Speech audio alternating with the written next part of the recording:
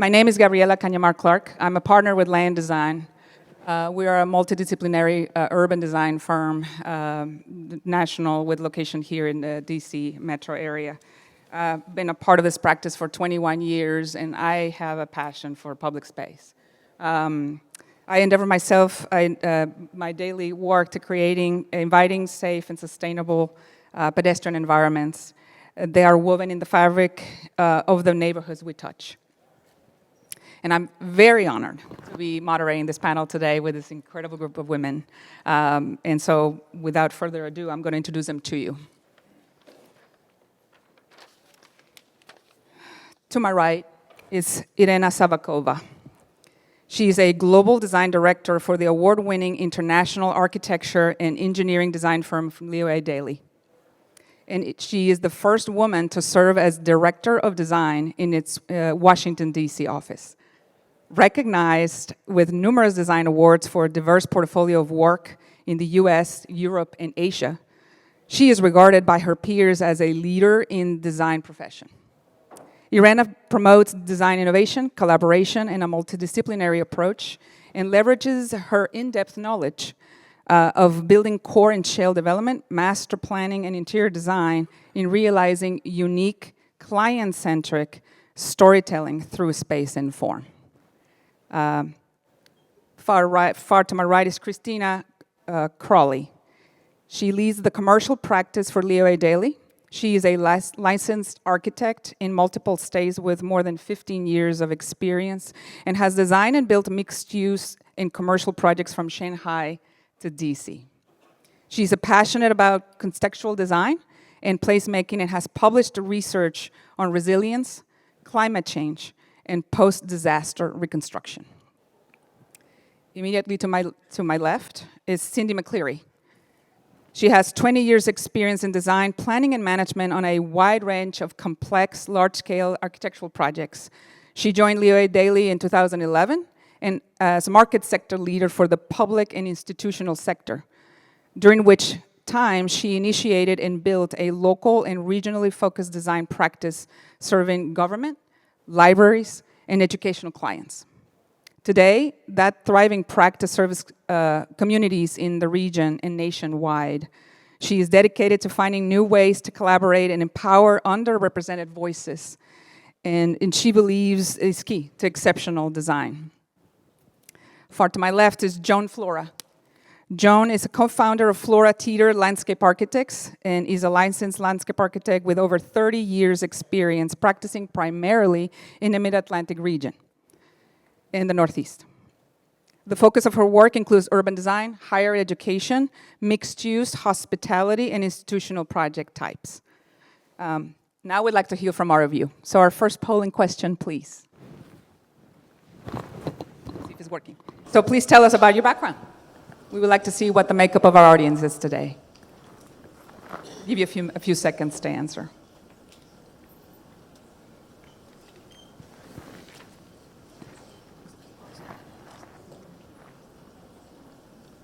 Do we have results yet? I can't see the results. No, it's counting down.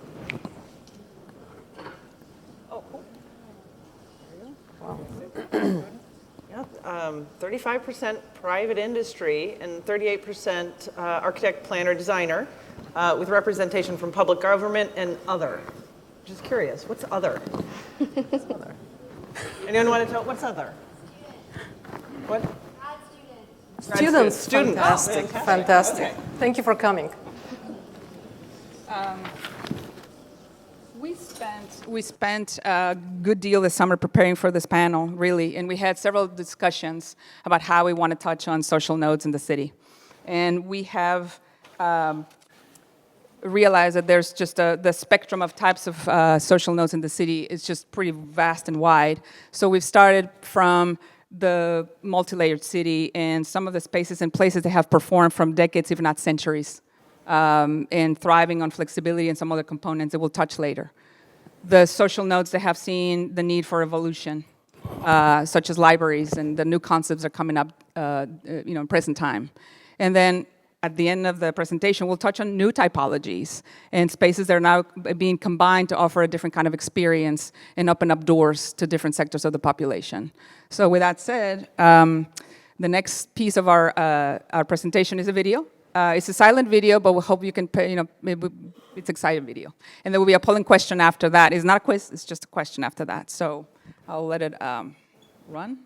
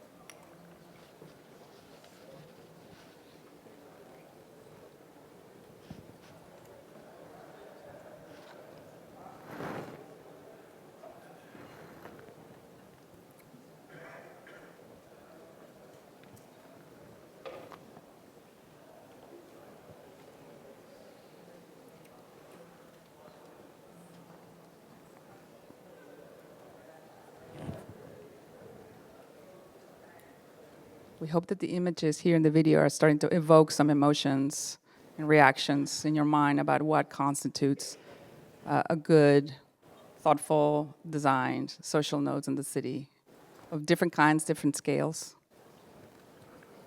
temporary or permanent. In traditional environments and in new evolving environments, just get into that zone. What makes a space for you exciting? It's almost over, we promise. It's been a good paying attention.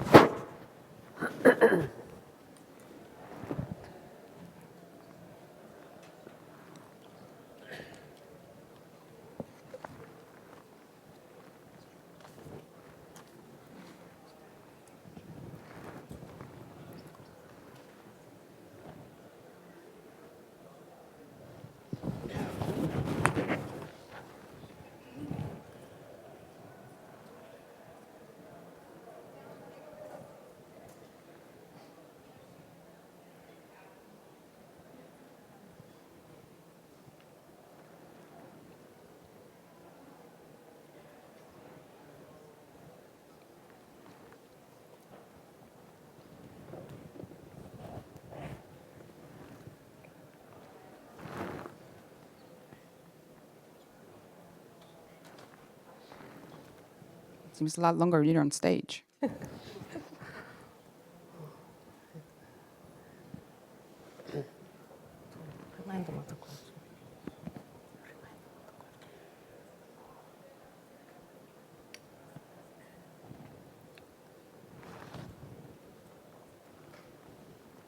Perhaps we can fire up the next polling question right about now.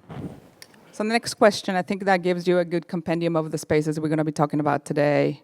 The next question is, if you all were going to choose a single word to describe a successful social node, what would it be? One descriptor.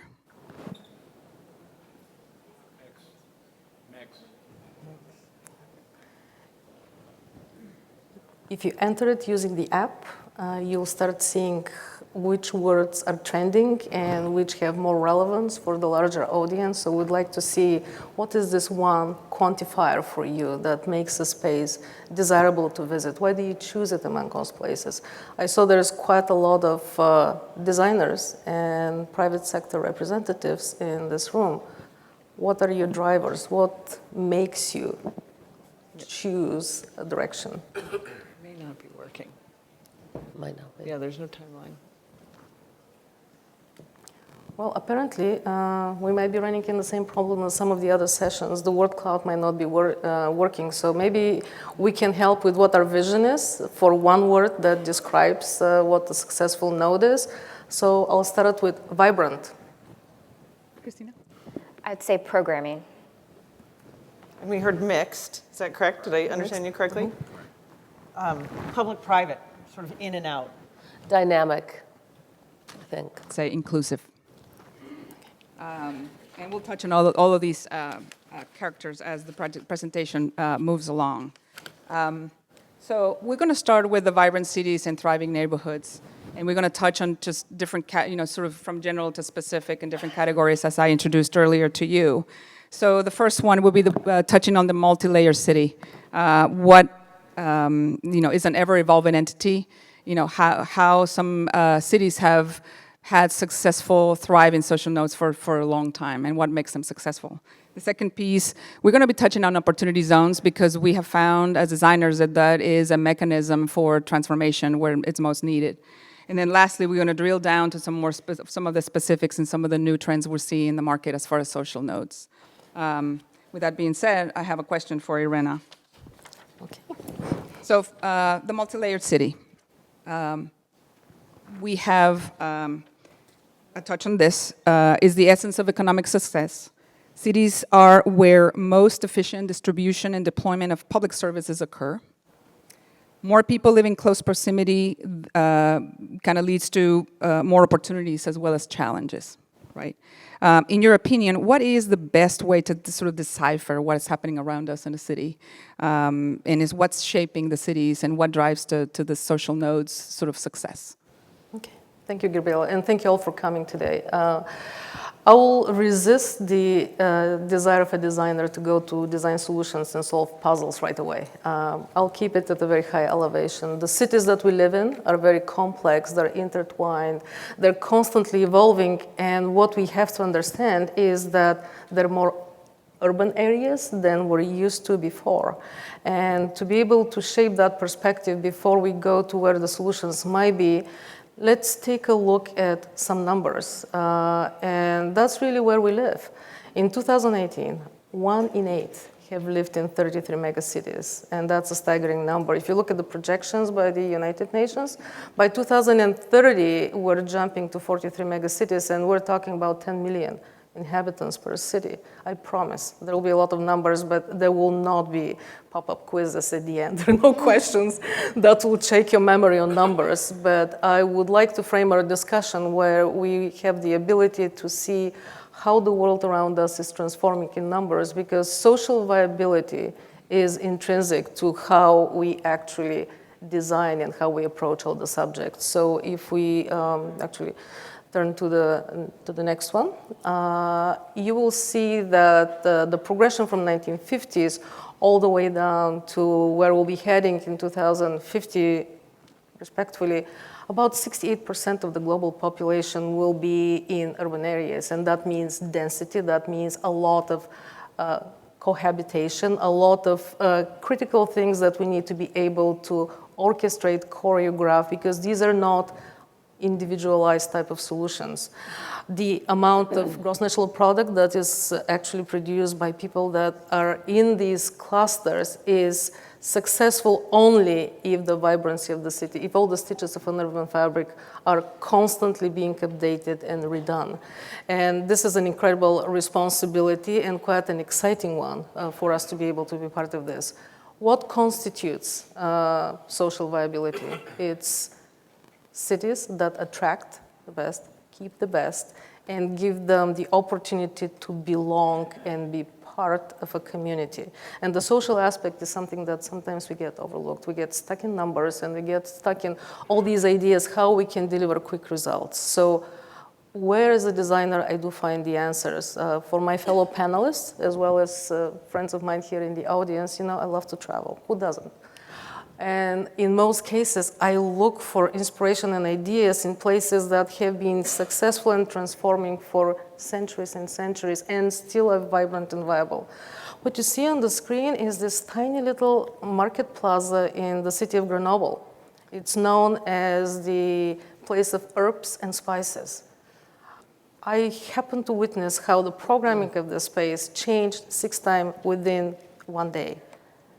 Early in the morning, at 8 in the morning, a beautiful market was set up. The only piece that was there was this little canopy that you see in the middle. By 10 o'clock, all the stands were clear, and there were the neighborhood elderly that will move into the canopy, and then we'll start playing board game, chess games, and you can start seeing the restaurants coming up to life, and they're starting to prepare the adjacencies. It didn't matter what the weather is. I did some research afterwards, and it appears that the same programming, the same evolution of steps through the day happens. In the afternoon, there are kids that will come in and play in the safe environment in that same zone, and all this goes back all the way back to 11th century. So somehow the space has been successful, and for me the question is, indeed, what is the mechanism in 21st century, in the new cities that we're densifying these days and the mega cities that we'll be leaving, so we have the responsibility together to shape them. What is the mechanism to making this happen in places that do not exist yet, in places that are just surface parking lots, in places that people don't feel safe or they have no reason to visit? Well, redevelopment will certainly, it's a certain part, it plays a role in that, right? And to that extent, we do have another polling question for the audience. If I may have polling question number 3. In urban redevelopment, and obviously most people in the audience are participants in one fashion or another, what would be most likely to encourage you to integrate outdoor open space?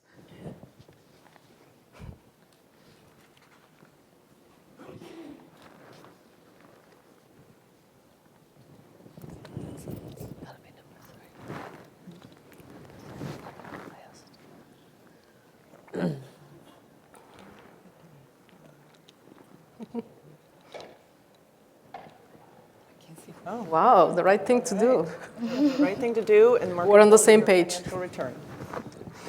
That is an incredible answer. And of course, there's all kinds of constraints and encumbrances from jurisdictional to cost to perception of the ROI, and what is that investment that we put into our fabric. So, with that being said, we can toggle back to our presentation, because Irena, we can continue this conversation about the evolution of that social node and how you felt that it was, again, is the flexibility, right? Is the flexibility of the space, is a multi-layer. The programming of the space, all these layers that are successful, and they have been successful. It didn't matter how the society changed through all these centuries. So how do we do it today? How do we go about this? Yes, and then this leads us to, in this city, for example, we have the opportunity zones, and Christina has done a fair amount of research in that sort of area. And we discussed that over the summer and just felt like those are the areas that have been identified to be in most need of certain aspects of infrastructure, whether it's public works or social infrastructure or any other services, in addition to other sort of types of open spaces, really. And so, can you tell us a little bit about, without getting too into the weeds, how some of this research has kind of colored your view? So there's been a lot of discussion about opportunity zones, especially in the commercial practice. We have gone sort of through the basic definition. The government has given us all the guidelines. We've now come to the conclusion that there are 386 qualified opportunity zones in the DC metropolitan area, which is a little over 4% of the total opportunity zones nationwide. It's economically distressed communities. It's tax incentives for investors and developers. It won't make a bad location great. It will make a good location better. Go to the next slide. So we know that there's new ways to sort of restitch the social fabric. We've seen community investment zones in the past. This isn't new. It's happened around the world, actually. The historical performance and outcomes of these investment zones have been at the exclusion of many of the underrepresented groups that we see, especially in the United States. So what we started talking about was, how do we not subsidize gentrification? How do we make sure that we don't accelerate population displacement? We want to see job creation that matches the skills of the people who live there. No increase in educational outcomes or early childhood results. We haven't seen any positive correlation. And no change in health and wellness outcomes. So how do we change that? How do we make sure that this isn't just a tax shelter for redevelopment and wiping clean a community? How do we make it more inclusive? So we started discussing what would be the biggest differences in an urban opportunity zone in tandem with the financial investment. We talked about sustainability, making sure that these social gathering places and these public and indoor and outdoor places are inclusive. How do we empower social citizenship, political, civil, social rights, and restitch the urban fabric in a sustainable way, both economically and for the social aspect? Providing social gathering spaces to keep them activated, inclusive, using social media. I will stop you for a second because we have another polling question. We'd like to hear from the audience to see about opportunity zones. If I may fire up polling question number 4. So the opportunity zones have been identified as a means to focus reinvestment. How involved are you?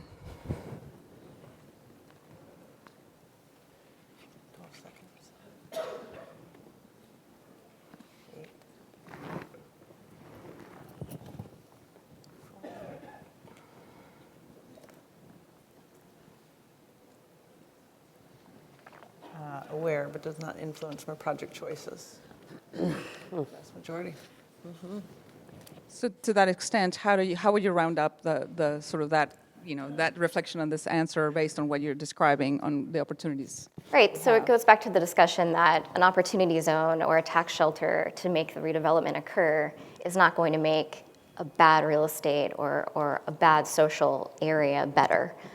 It takes a lot more than that, right? It takes all of the designers here at the table, and the private and public partnerships to make that happen. So if you were touching on some of these points, like the challenges of the programming, inclusivity, and some of these more specifics that you were sort of drilling down. Go to the next slide. Yeah, of course. You skipped. No, it's okay. Did I? Sorry. There we go. So we started talking about programming, which is why that was sort of one of the major words that I used. Who are the influencers in the community? Who already exists there that needs a voice, that needs that elevated voice during the programming? And we're not necessarily talking about just design programming, we're talking about the social programming of the area. What is already a fabric there that needs to be restitched? How do we make it more socially inclusive and diverse?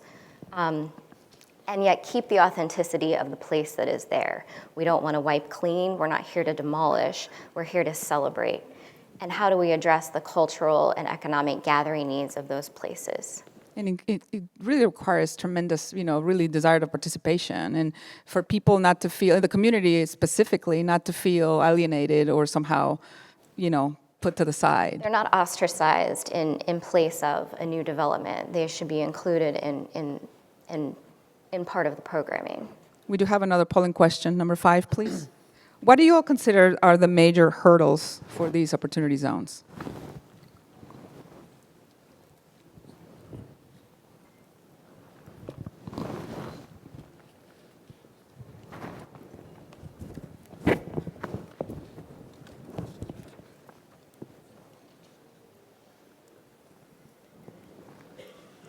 We tend to As we thought. agree, right?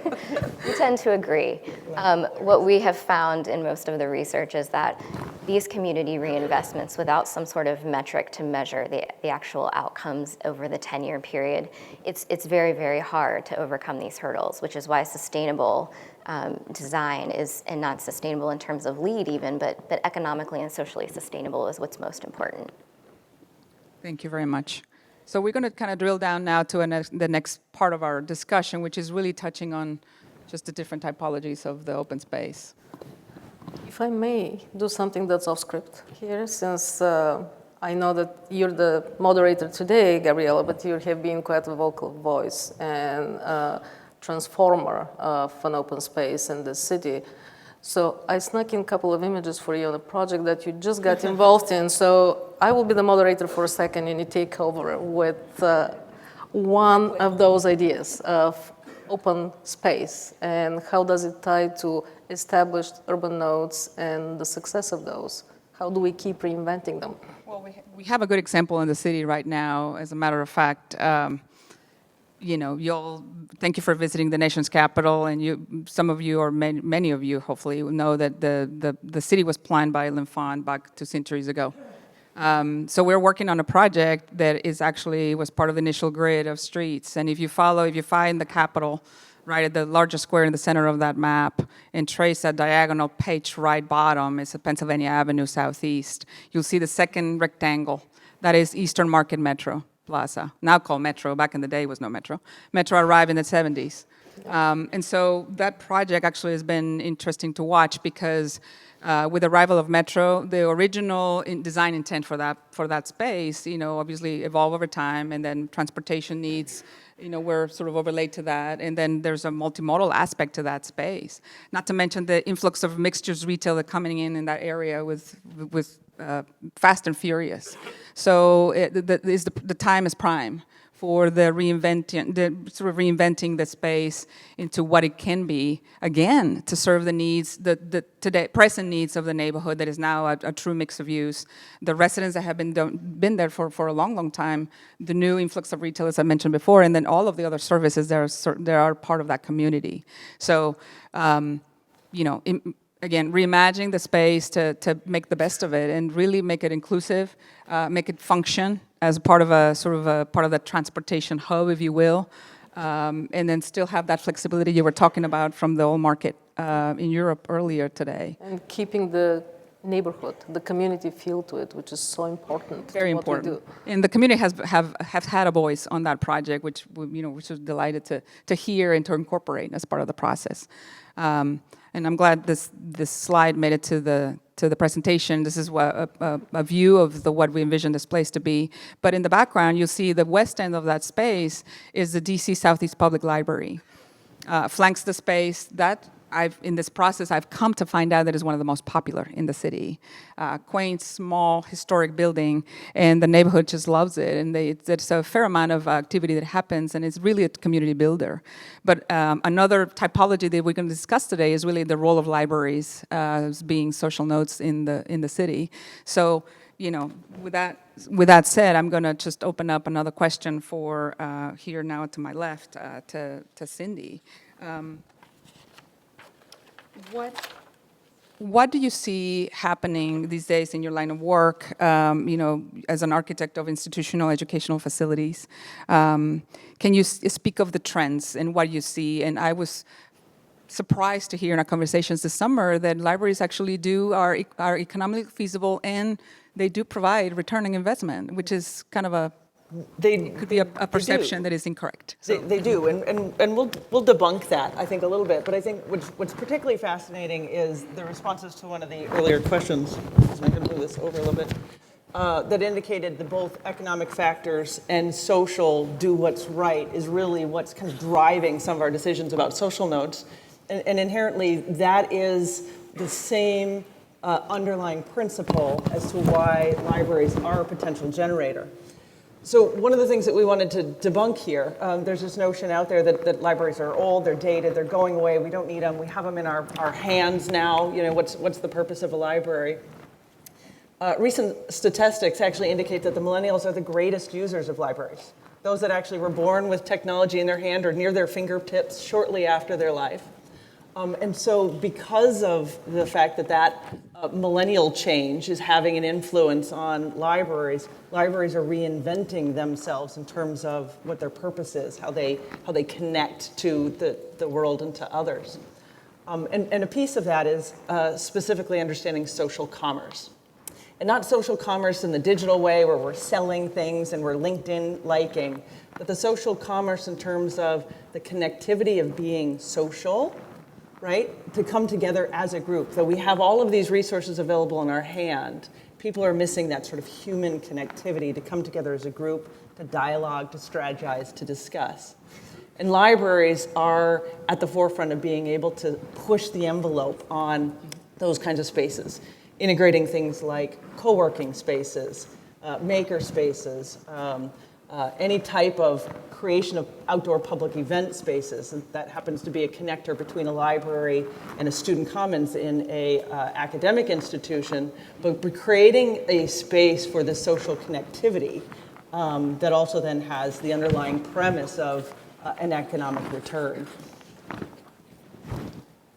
So, for example, some of these aspects that you're, highlighting here, like how the different cultures and ethnicities, even within our country, are using that space, and it's you have some surprising results out of that research. It is. I think that's one of the things that's faced a lot of real estate developments in particular. It's not just the changing demographic relative to age, but also changing demographic relative to race and ethnicity. And both of those conditions together come with different influences about what people are seeking in their social spaces or what they're seeking out of their libraries. Some things that are particularly fascinating, actually, is the volume of use by Firstborn US Citizens of library spaces in particular. And they're not using them for the things that you think they're using them for. They're not necessarily using them to get on the internet and do that kind of stuff, although that's a piece of it. They're actually using it for the betterment of their own condition, right? Researching small business opportunities, job opportunities, evolution of their own kind of place within the world.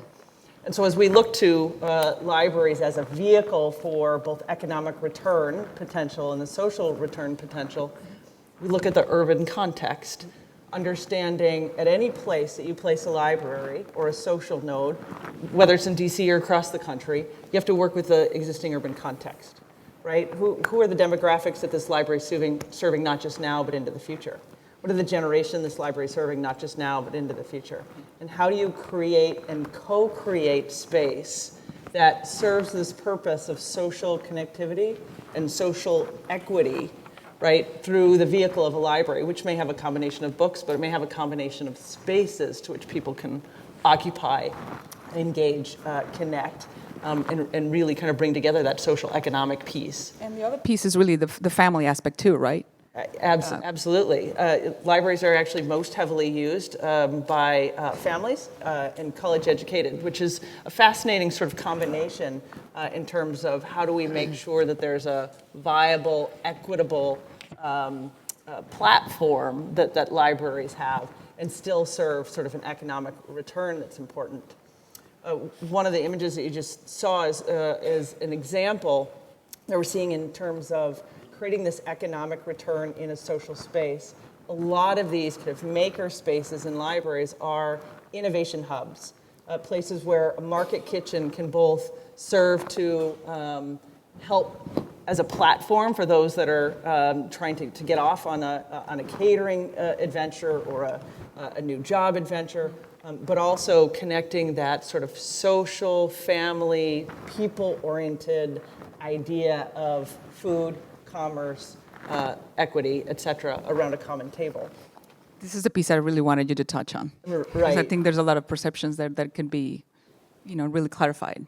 Well, and this is what's fascinating about these public-private partnerships, and also fascinating as it relates to the economic vitality and the policies that we have out there to develop particular areas for vitality. Libraries are those things, and there's a lot of these sort of public side things that we have a hard time quantifying the return on, right? We have a hard time quantifying return on parks or quantifying return on libraries, and so we say, well, that's the do-good factor, right? We'll quantify the number of units we sell or the real estate investment. But there's been significant recent studies, actually, that are doing just that. They're quantifying the social good of certain elements. And libraries are one that actually has a fascinating return in terms of dollars spent in return. So the Virginia, this happens to be Fairfax County, not too far from here, has a return of $6 for every $1 invested in the library. That return is not just in terms of its local urban condition, but it's in terms of the programming that are enabling people to develop entrepreneurial initiatives and continue to evolve and grow the city. So a return of 1 to 6 is pretty significant, and things that I think that start to blend that social and economic kind of condition that we're trying to use space for. As a landscape architect, I can tell you that I wish there were more data to quantify some of the ROI on some of the craft that we bring to open space in the city. But this is very telling. It is. It leads us to the next space, which is really the markets and how some of them have stayed true to their essence and how some of them have evolved.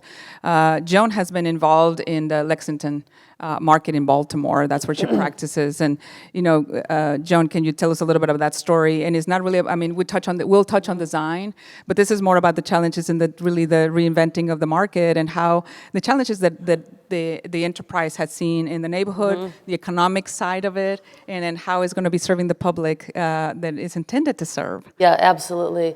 So I'm going to talk specifically about the Lexington Market, which is in Baltimore City, really in the heart of just north of the downtown business district. But what I'd really like to talk about are the issues that we're coming up against, which tie back into a lot of the discussion that we had earlier on opportunity zones. How do we create great urban public spaces that can build bridges to bring our communities together in cities that have poverty, opioid epidemics, underserved populations, and racism? Like, how do we do that? The vision for Lexington Market is that we're going to create this space that can maybe be the tipping point that the city can come together with all of these issues. But what we're finding is that there's a very complex set of issues that we have to solve first. It's kind of in the layering of the cities. This is a layer. Like safety. What does safety mean to different communities? So at Lexington Market, a lot of police officers make some people very safe and make others very uncomfortable. So how do you work with that to make we can design the most beautiful urban place that can serve for concerts and gathering and markets, but if you can't bring all the communities together, what point does it serve? Like crime and drug use. So the plaza outside the existing market, I should have said this market was built in the late 1700s originally, and it's one of the oldest consistently operated markets in the United States. And it's had variations over the time. Some of the older versions are now gone, but we're basically rebuilding the entire market and reusing some of the existing facilities. So there's a lot of crime and drug use. It's right by a metro stop, bus stops, has a lot of traffic. There's universities, there's hospitals. So the design development team is talking actually to the drug users and the drug dealers, like what can we do to get you better income opportunities? So working with the city of Baltimore and the police, when they arrest somebody for drug use, if they have it set up, they can take them instead of to jail, right to rehab. Like putting these kind of programs in place. And there's job opportunities with training local men and women to do construction, and then they place them with contractors. So instead of arresting a drug dealer, can we get them in a program and teach them how to make a living in a different kind of way, so that when we build this new market, that it solves a lot of these problems. And I think all of these problems, every city has this, and it's a great opportunity, but really the key to it is having a holistic look. There's no best answer, and really a community engagement process. So they have a very robust community engagement process, both in how we select vendors, because right now the vendors provide a lot of unhealthy food, a lot of repeat kind of food. There's not as a lot of vegetables and fruits. Like, how do we get local business owners from those neighborhoods to have vendor stalls in the market so that we can have them have ownership as well.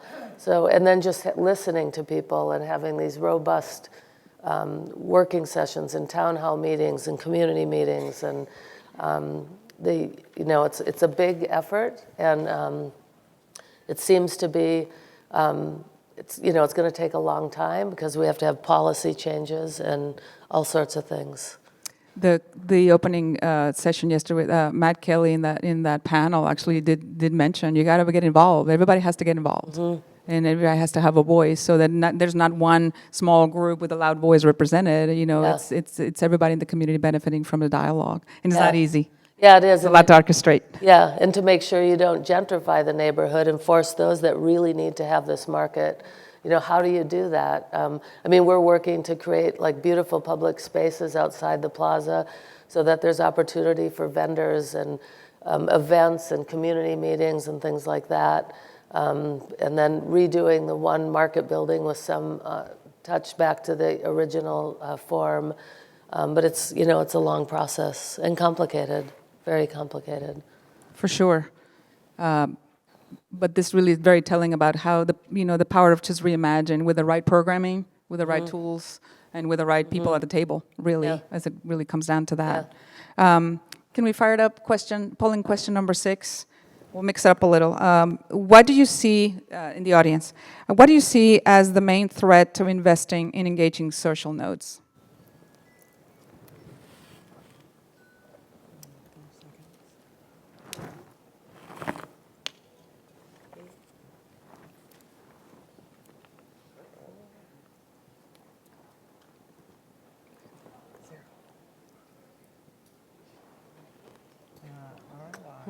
Of course. Public policy.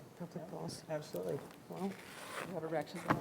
Well, I wish, when we remember the very first polling question, I wish there were more policy makers in our space, but it's incumbent upon us as designers, planners, as investors to reach out to the policymakers and actually get engaged in public policy, to be able to create the right platform, the right conditions, because it is not just the enthusiasm, it's the perseverance through that process. And it's a process, John, to what you just said. Yeah.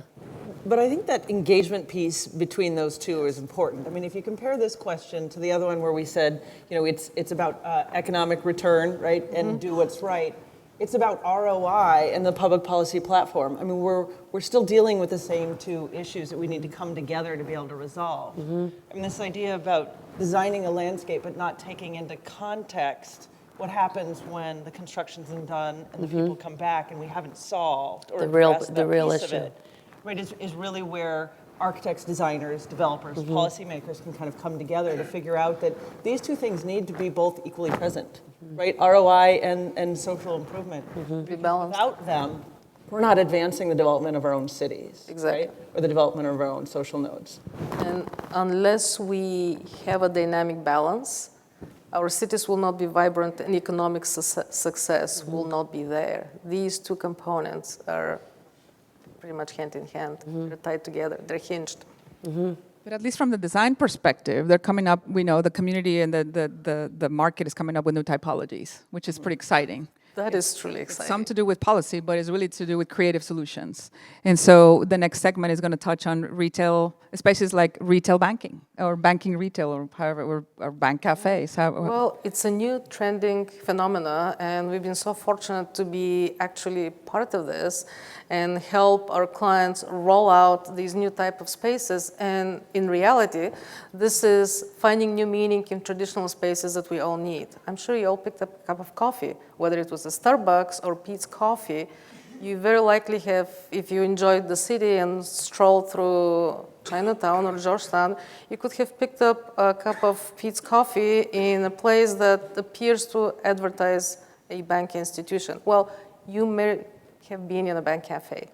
So this is quite an exciting phenomena, and we started a few years ago, and all of a sudden we're up to 100 plus of these units that are pretty much your social gathering cafe spot. You can spend some time, get your work done, get the right cup of coffee, croissant, muffin, whatever is your snack of choice, and all of a sudden you realize, well, I don't have to schedule going to the bank and taking time away from work, because if I have a question, I can actually do that while I'm doing everything else. And this whole multitasking existence that we all have, and it will get even more dense in terms of experiences through the day, turns into how do we create community hubs? And this is already in place. So if you walk into, and this is the Chinatown Bank Cafe mode that has been exceptionally successful. Not too far from here. Not far from here. You walk through the space, it's part of the street. It's that urban feel of being in any cafe that has been there for a very long time. It's an established destination. You walk in, if you have a question, you just have to stand to the only little pedestal that has a question mark, and a representative from that banking institution will come and check whether you have questions. What I find absolutely delightful is, and if we can go back one, it's the whole thought about the community and how we keep the community together. So what you see in one of these images is a meeting room, a gathering space, and this is pretty much real estate that is given back to nonprofits or community organizations for free. These organizations can reserve the space. They can schedule the entire year to be able to have their meetings, to be there, to actually utilize and multifunctionality of programming type of utilize environment that is already there, part of the social interaction, part of the connectivity that we all need. Why do we go and visit places although we're connected to our phones, their social media? Because we need that social interaction. We need to be able to allow the community, the nonprofits, all the organizations to actually take advantage of real estate that is not used at all times. And there are all these layers. So security is really not a problem. If we go to the next one, we are turning these new methodologies of what we knew how to use when we're designing cafes or we're designing bank type of enterprises into one mix that is vibrant and has all the components that are working seamlessly. So what might not be appearing as an evident security is something that is already there, but it's a curated experience. You can experience art, you can be there, you don't have to do banking. Just get your wonderful cup of coffee and get a break and enjoy the space. Enjoy being with others, meeting people, because at the end, that's what it is. It's memories. Right, and at the same time, it really opens up the door to more people that may otherwise feel, in my opinion, may feel intimidated to go see a bank. So again, back to opportunity zones. To find that. Well, go back to opportunity zones, because I think for people, places where we have instead of banks is pawn shops. Correct. Perhaps people that have the Title loans. the small title loans. Maybe people, when this type of approach where you have a small means but still make a paycheck, perhaps this is a way to integrate a different way to approach the community, open the door, and say we can have a conversation. Even go back to something Cindy mentioned about the libraries, about generations and new people coming in to talk about what sort of business opportunities there may be. Well, then what's the next step, right? There's a financial next step, and oftentimes that's not in the community that they're in, and this is sort of opening the door to allow that social interaction to then occur. And the interesting aspect is all of a sudden a bank entity is your social hub, and you go and you return your merchandise in an Amazon bookstore. There is something unsettling about all this, but this is the reality that we live in, and it's incumbent upon us, the designers, to orchestrate that experience and steer it in the right direction to get all aspects and make sure that it works. In a very legible and inviting and sustainable way. Absolutely. We do have a polling question for the audience before we open up for questions and do some last remarks. So if we could fire up polling question number 7, please. What do you think will be the most transformative forces in reinventing the urban core and creating successful nodes? If you please.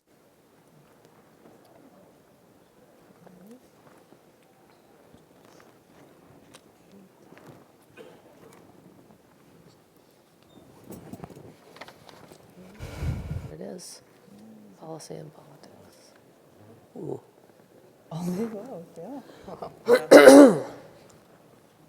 Yeah, I think all of the above is obviously inclusive, because that goes right to some of the topics that we were talking about, this policy versus return kind of condition.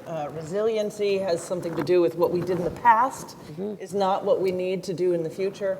And then this changing expectations of the consumer, which is a reality. I mean, not just the age shift and the racial shift, but also the socioeconomic shifts, and how we can't necessarily rely on our solutions of the past and replicate them forward. We're having to be creative about how we define social space, how we define public, how we define private, and what our role is to sort of advance where we think we need to go, right? Yeah, Not based on where absolutely. we've been.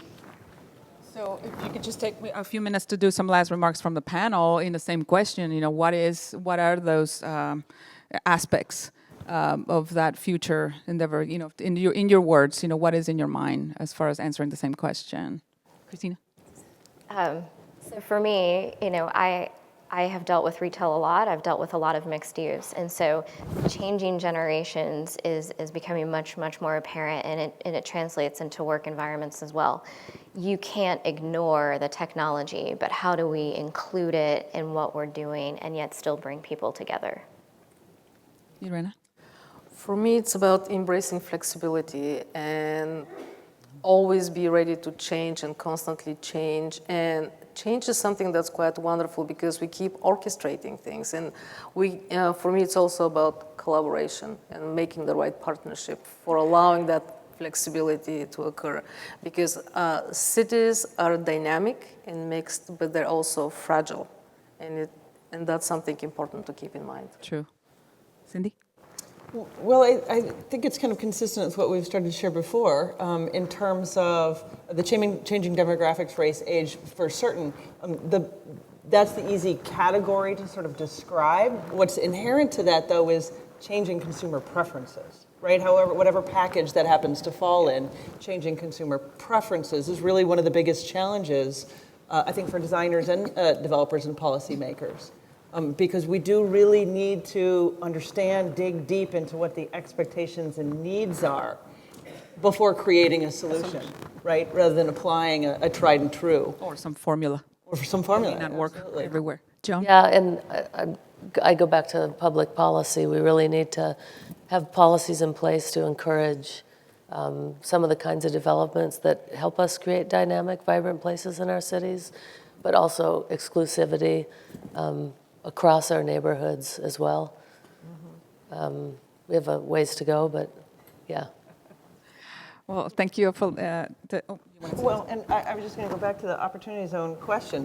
Many people are aware of it, but not utilizing it. And it does go to that sort of public policy piece in terms of having the policy out there isn't quite enough, right? Having a policy out there that's informed, engaged with what the real conditions are of the market economy, as opposed to the social good, right? That's where the policy shift and evolution can really have the most benefit. We have about 10 minutes to open up to questions. If people prefer to come to the microphone, there's one on either side of this open aisles, or just submit your questions through the app and we can, address them from up here. So if somebody wants to come to the microphone. Hi. Hi, I don't know how to run the app, so I'll come to the microphone. Nice. Well, we're welcome. Well, we want to hear We'd like to hear your voice. Not a millennial, yeah. My name is Brian Powell. I work for a company called heavyindustries.ca, and we're a market sector leader in public art and placemaking, mitigating risk associated with large installations of placemaking and public art. So our canvas is the ground plane up to 6 floors. And we typically did static or interactive installations, landscape pieces, and giant heads and all kinds of interesting water parks and that sort of thing. And now we're being asked more and more about technology and large LED screens, a block long and these sorts of things. And we see that overseas in Asia. We saw Times Square, LA Live. And I'm just wondering what your opinion is in this large-scale screen technology and placemaking. Developers have sort of realized the revenue opportunity, but that's advertising versus placemaking. And so what do you think the opportunity is for placemaking with these screens, and should we be limiting the content to placemaking versus advertising? Thank you. That's a good question. Sure, I can take that. I reside out of Minneapolis. I work nationally, but reside out of Minneapolis. And we have a initiative every year that's called Northern Spark. I'm not sure if you all have it, but up in the north, we like to call things north and cold and northern. It's snowy, so Northern Spark. And it's in fact an artist-generated outdoor placemaking kind of weekend, right, where folks bring temporary installations that they have designed for the purposes of trying to kind of engage or begin a dialogue. And we've seen technology influence that in a lot of different ways and non-traditional ways. In terms of projecting against the side of a building, right, the faces and the heads of a historical storyline, right? Who needs the screen necessarily? You're using art and architecture as your backdrop, right, but in a very temporal way. And, you know, it can go down, and 2 days later, you can have a Nike ad, right, doing the same thing if you so choose, right? But it's not using the dictum of a screen and a projector, and I sit here and I watch that, right? It's using the environment as platform. And I think that's where we're really starting to see technology have influence. A few others are using sound, right? As I pass by a laser light beam, which of course is technologically supported, right?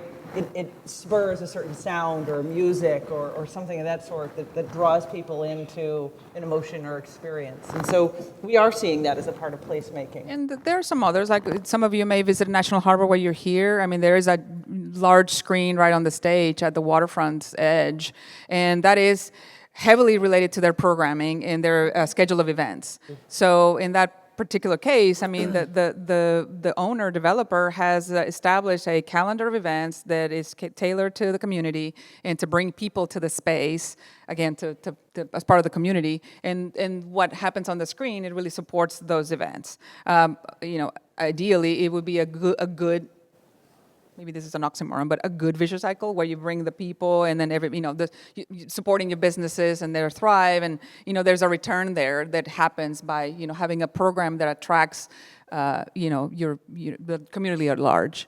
Mm-hmm. I don't know if you have another reaction to that. Well, and there's also another aspect. Obviously, we're mesmerized by technology, and there's nothing wrong with that. Technology can influence the way we express art. Art will be evolving, but there's also another aspect to how we bring artists into the dialogue, in the conversation. If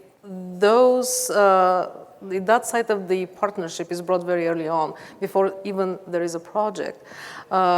Both designers, investors, policymakers, all stakeholders involved can actually get comfortable with the idea and start developing the idea together. So a more tactile, not entirely digital art form can occur as part of placemaking.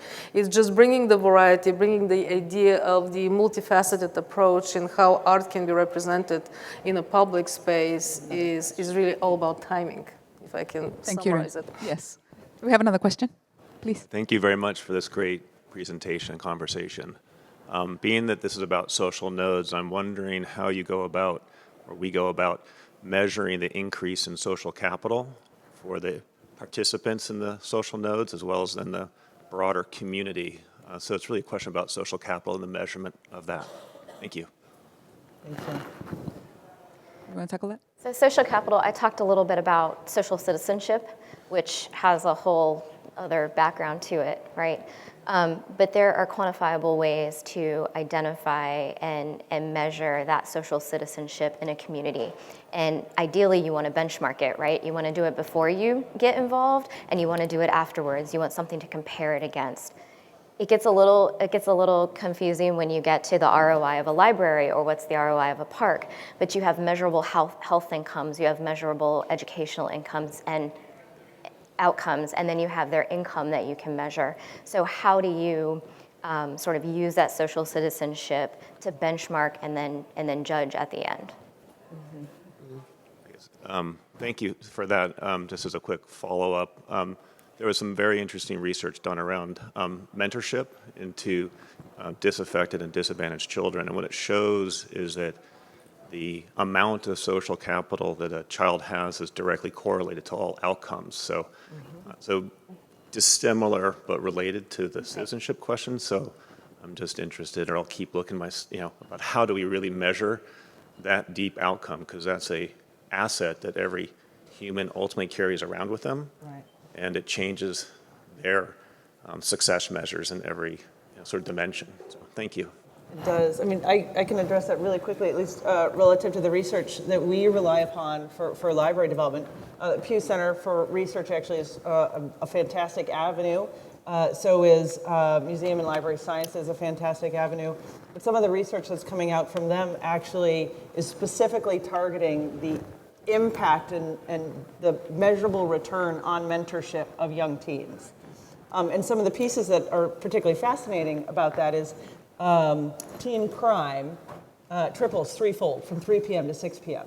Right? Just in knowing that's an indicator to those folks that there's a situation that we need to be able to focus energy and programming for that particular period. And if so, right, we've got a measurable outcome that we know that we can track. A couple of the other pieces, when you start laying in some of the other research, 50% of children under the age of 8th grade take care of themselves after school, right? And so we recognize that if we have mentorship opportunities that captures that after school period of time, we're capturing 50% of the childhood population and addressing a crime issue at the same time during a critical period in time, in addition to providing resources and growth and empowerment and connectivity. So I think there's some resources out there that we tend to try to apply, rightfully or wrongfully. I don't know if that's a word. But I love the question, actually. It's really getting to how can we as designers, developers, have a social impact based upon our choices. Thank you. And that conversation can happen at different levels. In our office here in Alexander, we have a garden in our back parking lot. And it's a small little garden, but we've opened the doors to the community, and there's a little preschool that happens to be around the corner, and we've invited them to come over, and that they can be 3 to 4 years old, but sometimes less. And again, it happens at all levels, and sometimes a small touch can mean a lot. And so it doesn't have to be grand in scale. I guess that's what I'm trying to say. So we've invited the kids to come and smell the herbs, and some of our designers are here in the audience. We stepped out and talked to them about the importance of be careful to the bees and this and that and the other. And so 2 or 3 words of wisdom can mean a lot to a child at that age. You're talking about maybe a little older kids, but then that conversation never ends. I mean, it's just continues through life. Our session is almost over, but we were told we can run a minute or two. I want to address one of the polling questions. Oh, I'm sorry, I didn't see you. It's the lights. You have to crazy. I'll try to make this Please go ahead. Oh, I'm with a private equity fund in Philadelphia, and I realize the economic return for incorporating a lot of what you talked about. Part of what I do on the side, I'm involved with a group called the Trust for Public Land, and what they're trying to do is to create parks for people. And in Philadelphia, we've worked with local schools, greening up asphalt playgrounds. And one of the things that I think has been very important is getting the principals and the teachers and the students and the people who live in the neighborhood to get involved. And similar to what we just talked about here is these people, once they're engaged, they stay engaged more so. Yes. Mm-hmm. And so part of what I'm trying to do is to figure out how I can get my fellow real estate people in Philadelphia to realize the social ROI of these types of things and how it's bringing neighborhoods together, and it's making opportunity for us on the real estate side, hopefully in the future, but lift, the rising tide lifts all boats. And I just wanted to get your feel of how we can sort of bring those of us who want to make money in this business to helping society to help ourselves. Good question. Maybe I can take on giving an idea of how this can happen. In some of the early slides when I shared numbers with you, it is these, I was trying to explain how social viability is what actually substantiates economic impact. For any city to be viable, all components of it have to be economically stable, which means that you have to be able to attract the best and the brightest and actually keep them, not have them as transient population in your neighborhood. So being able to preserve a neighborhood or even build a neighborhood where you attract the demographics that will be there, socializing, being part, that's their life destination for a significant amount of time, that is the social return. You get the access to people that you will be able then to use in the adjacent businesses and make that area vibrant, because that is what substantiates the economic success. Otherwise, they're just numbers that start declining once you don't have access to the right pool of people that need to be part of that equation. Right, but I think there are certain avenues out there that are for-profit avenues that are doing fantastic research, right? And inherently, government, social service, and nonprofit don't have the economic capital to do the kind of research, right, that we would need to really do to understand what the ROI is on some of these sort of softer things. But there's no reason we can't look to those industries that do have the research and understand how we can apply it. So one thing, for example, just relative to parks, I mean, there's a great load of research out there from medical providers, healthcare providers, that actually have measured the speed at which somebody recovers from a condition if they have access to a window with a tree, no window at all, or a piece of art that has a painting of a tree, right? It's fascinating to see that those that are in a room with no window actually recover the slowest. Those with the painting of the tree recover in a medium turn, and those with an actual connection to the outdoors actually heal at a faster pace. And so to what degree can we take something of that sort and apply it to parks, right? I think to the degree that we can take that research that's out there and apply it to understand the social return, that's the avenue that we have at the moment. Until we get to the point where we can have a real serious conversation about measuring social ROI. The other one is just a little bit of if you build it, they will come kind of scenario. Philadelphia has been forefront of reclaiming interstitial space in the abandoned right-of-ways and places like that and turning them into social nodes, impromptu, whether they're, temporary as a test case, eventually become permanent, but little traffic islands are no longer performing or just leftover lots, they're not going to be developed and just get it a right of way and then take it back to the city. And so I think that's another one that we can look into to see how the cities can kind of reclaim some of these areas and how eventually they become beloved places it's a little more organic and more grassroots eventually because there's a limited amount of funds from the city to make those happening like instantaneously, but once that starts then things start to happen. So it's really a longer, more in-depth conversation. We've gone over pretty much about 5 minutes, so we want to thank you all for being here with us. Thank you to the panelists, Christina, Irena, Cindy, and Joan. Yeah.